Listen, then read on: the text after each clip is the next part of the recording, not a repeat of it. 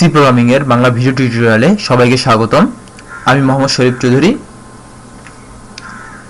আজকে প্রোগ্রামে bitwise operator নিয়ে আলোচনা করব।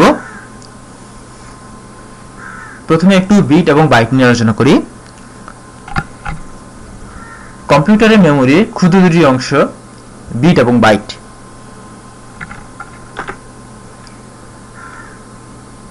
8 বিট,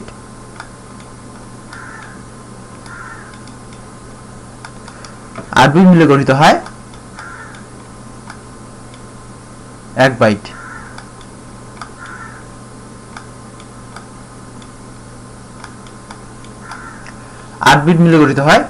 বাইট। সো ধরে নিলাম এটা হচ্ছে 1 বাইট।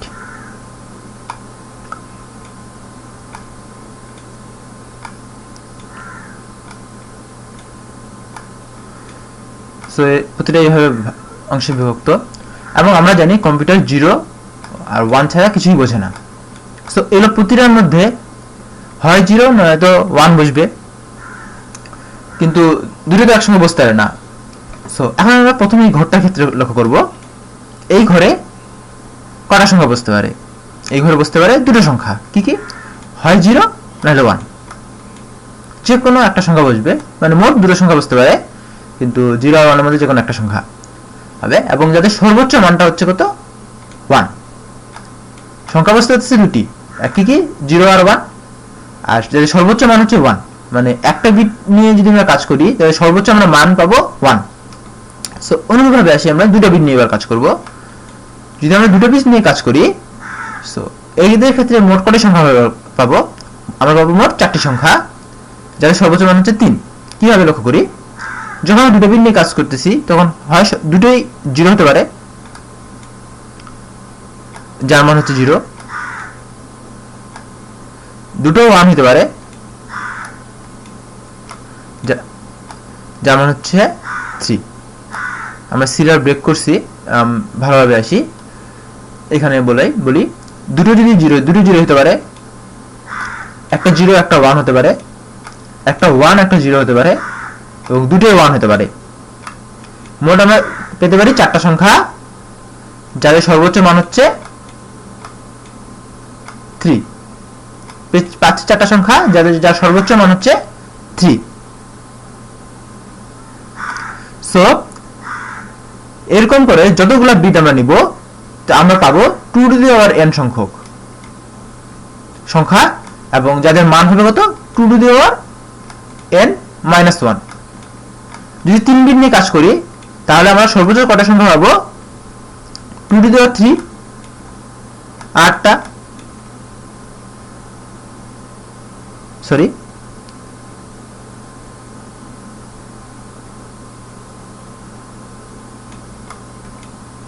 2 টু দি পাওয়ার 3 আমরা পাবো 2 ইন্টু 2 ইন্টু 2, 8। ইয়েস, এই 8টা, এবং সর্বোচ্চ সংখ্যা কত পাবো?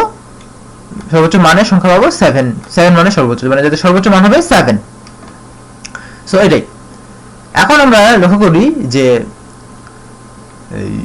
আমরা কিভাবে এই কনভার্সনটা আসলাম সেটা একটু লক্ষ্য করব। যে এটা binary conversion, decimal two binary conversion. 2 থেকে 3 যখন আসে সেটা হচ্ছে আবার বাইনারি টু ডেসিমাল কনভার্সন। এই জিনিসটাকে লক্ষ্য করি। আচ্ছা, ধরে নিলাম আমার ডেসিমালে একটা সংখ্যা 11, ডেসিমালে একটা সংখ্যা 12। এটাতে বাইনারিতে মান আমরা কি করে পাবো? 12 এর বাইনারিতে মান পাওয়ার জন্য আমরা যেটা জানি সেটা হচ্ছে যে এরকম আমরা 2 দিয়ে ভাগ করতে হবে, এবং ভাগফলের সাথে রিমাইন্ডারটা নিতে লাগবে। 2 দিয়ে ভাগ করলে এটা হচ্ছে 6, এবং রিমাইন্ডার থাকতেছে 0। আবার এটাকে ভাগ করব 2 দিয়ে। ভাগফল 6 কে যদি 2 দিয়ে ভাগ করা হয় তাহলে ভাগফল থাকতেছে 3, এবং রিমাইন্ডার থাকতেছে আবার 0। আবার এটাকে 2 দিয়ে ভাগ করব। 3 কে যদি 2 দিয়ে ভাগ করা হয় তাহলে ভাগফল থাকে 1, এবং রিমাইন্ডার থাকে 1। আবার যদি 1 কে যদি 2 দ্বারা ভাগ করি তাহলে ভাগফল থেকে 0, এবং ভাগশেষ থেকে 1। এবার আমরা এটাকে লাস্ট দিক থেকে হিসাব করব। যে এটা লাস্ট দিক থেকে হিসাব করলে কি আসছে? 1 1 0 0। এটাই হচ্ছে 12 এর বাইনারি কনভার্সন, ডেসিমাল 12 এর বাইনারি কনভার্সন। ডেসিমাল টু 12 মানে কি, এটা বেস হচ্ছে 10, যত বেস হয় এটা মনে রাখার ব্যাপার যে যদি বেস n হয় তাহলে আমরা এখানে 0 থেকে n-1 এই সংখ্যাগুলো নিয়ে গঠন করতে হবে, যে সংখ্যা গঠন করবে। যদি এই যে এখানে যেমন 2, এটা 2 বেস, এখানে 2 থাকতে পারবে না, এখানে 0 আর 1 নিয়ে কম্বিনেশনে গঠন করবে এটা। সো এটাই হচ্ছে binary two decimal two binary conversion. এবার আমরা বাইনারি টু ডেসিমাল কনভার্সন করব, যেমন 1100 কে আমরা 12 এ নিয়ে আসবো।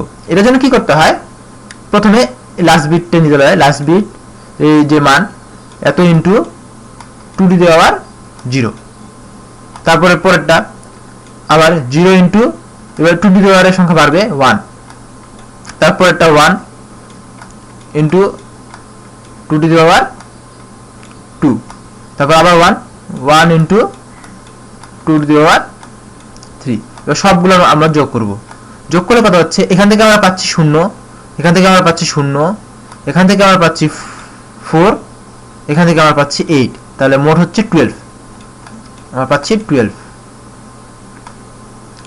এটা হচ্ছে বাইনারি টু ডেসিমাল কনভার্সন, যে সব এই উপাদানটাকে 2 টু দি পাওয়ার 0 এর সঙ্গে গুণ, তারপর এটাকে 2 টু দি পাওয়ার 1 এর সঙ্গে গুণ, এটাকে 2 টু দি পাওয়ার 2 এর সঙ্গে গুণ, এটাকে 2 টু দি পাওয়ার 3 এর সঙ্গে গুণ, আর থাকলে এভাবে গুণ করে করে আমরা সবগুলোকে যোগ করে দিলে যে মানটা পাবো সেটা হচ্ছে binary two decimal conversion. So আমরা বিট, বাইট এবং বাইনারি টু ডেসিমাল কনভার্সন সম্পর্কে জানলাম। এখন আমরা আলোচনা করব বিটওয়াইজ অপারেটর নিয়ে। বিটওয়াইজ অপারেটরগুলো হচ্ছে এগুলো, কে বলা হচ্ছে বিটওয়াইজ অপারেটর, এবং বিটওয়াইজ অপারেটরের নামটা শুনেই মনে হচ্ছে যে এটা বিট নিয়ে কাজ করবে।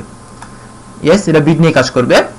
আমরা এখন এই কনভার্সনটাতে চলে আসব, যে যেমন যদি আমরা বলি 5 এর বাইনারি কত, 5 এর বাইনারি হচ্ছে 101, ধরে নিলাম 0101 একই কথা, সামনে একটা 0 ধরে নিলাম, কোনো অসুবিধা নেই, কারণ 5 আর 05 এর মধ্যে পার্থক্য নেই। এবার 6 এর বাইনারি কনভার্সন কত, বাইনারি কনভার্সন হচ্ছে 110, 6 এর বাইনারি হচ্ছে 110, আপনারা বের করে নিতে পারেন। আমি এটার সামনে একটা 0 দিলাম। সো এখন আমরা কাজ করব বিটওয়াইজ অপারেটর নিয়ে। যদি 5 আর 6 এর মধ্যে বিটওয়াইজ করা হয়, বিটওয়াইজ অপারেশনগুলো চালানো হয়, তাহলে এরা প্রতিটা বিট নিয়ে কাজ করবে, এই বিটের সঙ্গে এই বিট, এই বিটের সঙ্গে এই বিট, এই বিটের সঙ্গে এই বিট নিয়ে এভাবে কাজ করবে। এখন আমরা লজিক্যাল এন্ডে যখন পড়েছিলাম যে যদি দুটো সত্য হয় তাহলে সত্য, আর যদি বাকি যে কোনো কন্ডিশনের ক্ষেত্রে সেটা মিথ্যা। লজিক্যালি অর, সেখানে ডবল এম্পারসেন্ট চিহ্নটা ছিল। আবার লজিক্যালি অরের ক্ষেত্রে বলছিলাম যদি দুইটাই মিথ্যা হয় তাহলে শুধুমাত্র মিথ্যা। এই জিনিসগুলো, এটা কনসেপ্টটা মোটামুটি একই রকম, কিন্তু কাজ একটু ভিন্ন।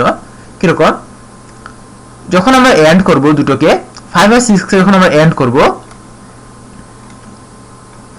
তখন কি হবে ব্যাপারটা, যে যদি দুটোই 1 থাকে সেই ক্ষেত্রে শুধুমাত্র 1 হবে, বাকি সবগুলোই হবে 0। যেমন দুটো 0 0 হবে, 1 0 0 1 0 আর 1 0 0।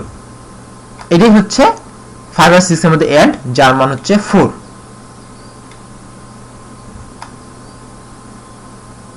5 আর 6 এর মধ্যে এন্ড করলে এটাই পাওয়া যায়, দুটো 1 থাকবে সেখানে হবে 1, বাকি সবগুলো ক্ষেত্রে হবে 0। ইয়েস, এবার আমরা যদি করি যে অর আসি, অরের ক্ষেত্রে কিরকম, যে এই দুটো ক্ষেত্রে আমরা লক্ষ্য করতেছি যে অরের ক্ষেত্রে কি হবে, যে শুধুমাত্র যদি দুটো শূন্য থাকে সেই ক্ষেত্রে 0, বাকি সবগুলো ক্ষেত্রে কিন্তু 1 আসবে। যেমন এখানে 0 0 আসছে, এখানে 0 আসবে, বাকি সবগুলো ক্ষেত্রে কিন্তু 1 1 কেন, 0 আর 1 মিলে 1, 1 0 মিলে 1, 1 1 এ 1, এটা কিন্তু এন্ড, আমরা কিন্তু যোগ করতেছি না, তো 1 1 মিলে 1, আর এটা হচ্ছে আবার 0 0 তো 0 হবে, ফলস। ট্রু, যে 1 কে যদি আমরা বলেছিলাম যে ট্রু, 0 কে বলেছিলাম ফলস, সেই ক্ষেত্রে এই হিসাব করলে বাইনারি লজিক্যালি এই হিসাবটা হচ্ছে হয়, কিন্তু একটু কাজ ভিন্ন, কারণ এটা বিটওয়াইজ নিয়ে কাজ করে, আর ওইটাতে হচ্ছে দুটো এক্সপ্রেশন নিয়ে কাজ করে। সো বিটওয়াইজ অপারেটর সম্পর্কে এন্ড আর অর সম্পর্কে জানলাম। আজকে আমি একটা নতুন ফিচারের কথা বলতেছি, সেটা হচ্ছে এক্সক্লুসিভ অর। এক্সক্লুসিভ অর এর ব্যাপারটা এরকম যে দুইটো যদি একই থাকে সেই ক্ষেত্রে হবে 0, আর যদি দুটো ভিন্ন থাকে সেই ক্ষেত্রে হবে 1। যেমন 1 1, এই দুটোই হচ্ছে 1, যদি দুটোর মধ্যে থাকে, এই দুটোর মধ্যে যদি আমি এক্সক্লুসিভ অর করি তাহলে হবে কি 0, কারণ দুটো একই। ঠিক তেমনি যদি আমরা 5 আর 6 এর মধ্যে যদি আমরা এক্সক্লুসিভ অর করি তাহলে কি হচ্ছে, দেখা যায় 1 আর 0 দুটো ভিন্ন, শুধু 1 হবে, আবার 0 1 এই দুটো ভিন্ন, এই জন্য 1 হবে, আবার 1 1 এই দুটো কিন্তু একই, সেই জন্য হবে 0, এবং 0 0 এই দুটো হচ্ছে একই, এই জন্য হবে 0। এটা হচ্ছে এক্সক্লুসিভ অর এর কাজ। সো আমরা তিনটা জিনিস জানলাম, যে লজিক্যাল অ্যান্ড, লজিক্যাল অর এবং এক্সক্লুসিভ অর সম্পর্কে জানলাম। এখন দেখি 5 আর 6 কে এক্সক্লুসিভ অর করলে হয় 3 এবং 5 আর 6 কে লজিক্যালি অর করলে হয় কত? 7। এটা হচ্ছে 4 5 6 7 7। সো আমরা যে জিনিসগুলো পেলাম, যে লজিক্যালি এন্ড করলে 5 আর 6 কে লজিক্যালি এন্ড করলে পাচ্ছি 4, লজিক্যালি অর করলে পাচ্ছি 7 এবং এক্সক্লুসিভ অর করলে পাচ্ছি 3। আমরা এটা প্রোগ্রামের মাধ্যমে দেখব। সো প্রথমে আমরা ইন্টিজার মেইন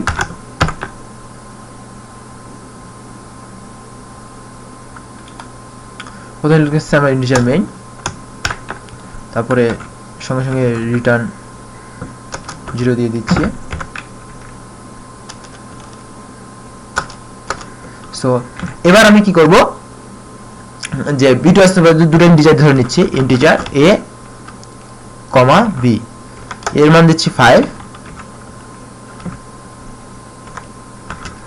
b এর মান দিচ্ছি 6। সো এবার প্রিন্ট করব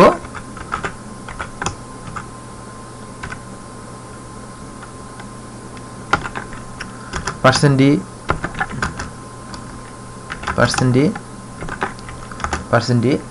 যেগুলো প্রথমটা হচ্ছে কি a and b, যেটা মান আমরা পেয়েছিলাম 4, তারপর হচ্ছে a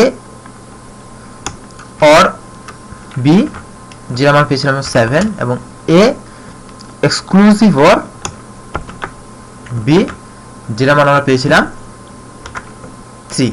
সো আমরা যদি এটা আমরা রান করি তাহলে সেই মানগুলো পেয়ে যাব।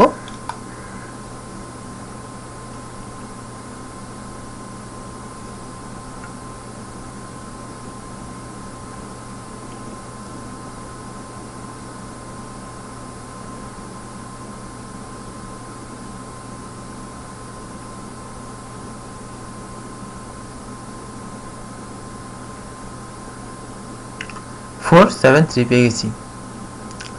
এখন একটা মূল ব্যাপার, যে এই প্রোগ্রামটা কিন্তু এরর দেখায়নি আমি হেডার ফাইল না দেওয়ার পরেও, কিন্তু হেডার ফাইল না দিলে হবে না, কারণ এটা বাই ডিফল্টলি এখানে একটা হেডার ফাইল নিয়ে নেওয়া হয়। এখানে আমি একটা আমাদের যেটা হেডার ফাইল সেটা কিন্তু মাস্ট দিতেই লাগবে। এখানে এরর দেখায়নি, কিন্তু এটা অফকোর্স এটা এররের মধ্যে পড়ে, কারণ আমি যদি হেডার ফাইল না দিই তাহলে আমার প্রিন্টএফ ফাংশনটা কাজ নিয়ে একটু সমস্যা আছে। হয়তো এই কম্পাইলার করেছে, বাট বাকি অন্য কোনো কম্পাইলার নাও করতে পারে।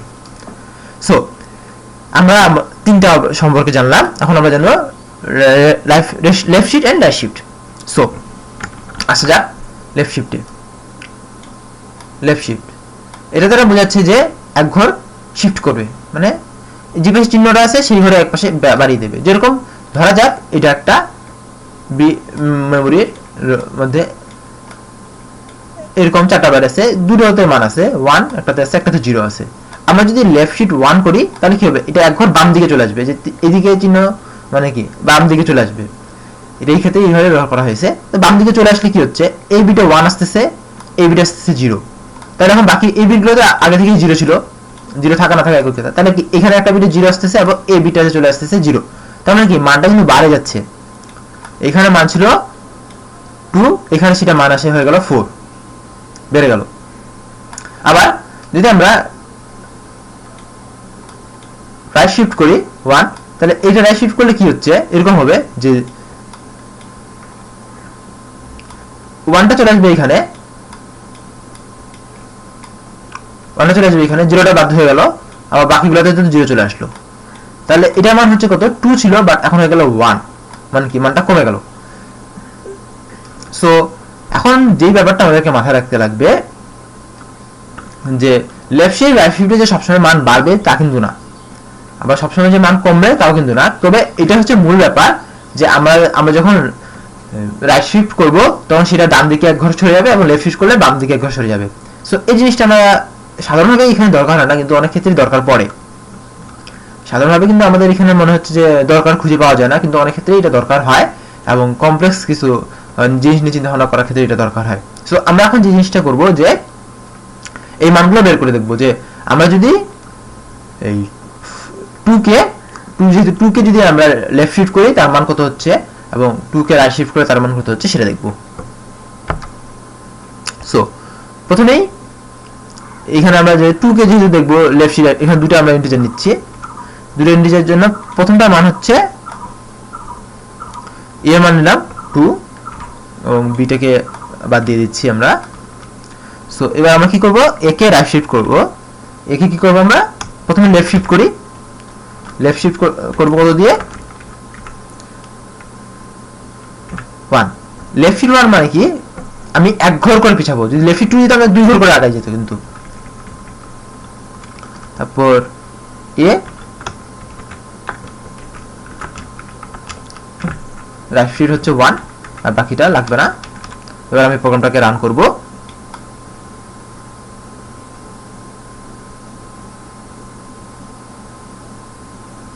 ফোর আর 1, 2 কে বলেছিলাম 4 হয়েছিল, একটা ছিল 1, এটাই। যদি আমরা 2 দেই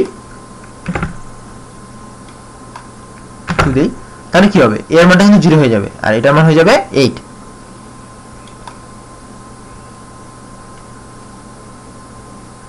এই জিনিসটা কিভাবে হলো সেটা আপনার একটু চিন্তা করলে বের করতে পারবেন। তার জন্য আমাকে হয়তো আর বোঝানোর দরকার নেই। শুধু এতটুকুই বলে রাখি যে এখানে যত দিব সে ততটা শিফট করবে, কোন দিকে শিফট করবে সেটা তার এই অপারেটরটা বলে দিবে। সো ধন্যবাদ সবাইকে আমার সাথে থাকার জন্য। দেখা হবে পরের টিউটোরিয়ালে।